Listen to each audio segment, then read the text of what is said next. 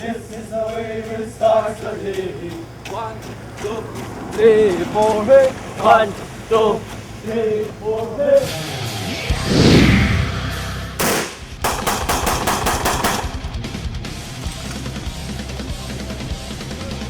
Sila ang Special Forces ng Philippine Army.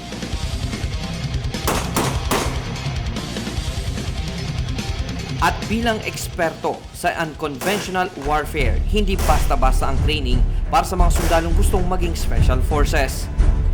15 buwan ang dapat gugulin ng isang sundalo para masungkit ang titulong Special Forces ng Philippine Army.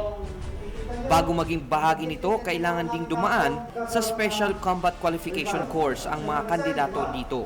At para maintindihan ko kung gaano kahirap ang training na ito, kailangang maranasan ko din ito.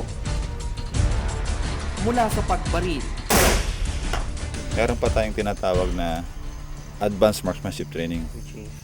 Iyon yung may mga movement na, yung mga fighters natin is tumatakbo sila, sinto, and then yung paano pumutok ng pagod. So, trained yung mga special forces operator natin sa mga ganong klaseng training.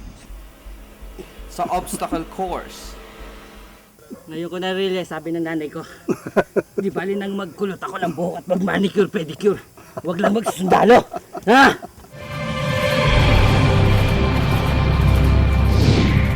sa ganitong propesyon, kailangan matibay ang stamina mo.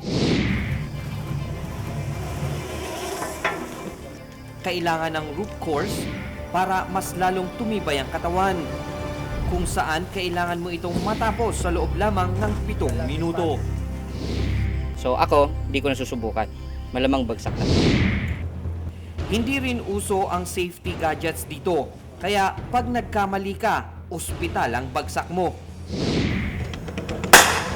Nagpakitang gilas din ang Special Forces sa 84-foot rappelling.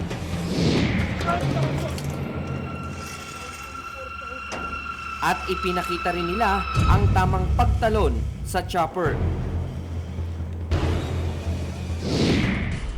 Kabilang sa training ang humigit kumulang sa 20 kilometrong takbo sa mga kagubatan ng 7ID sa Nueva Ecija.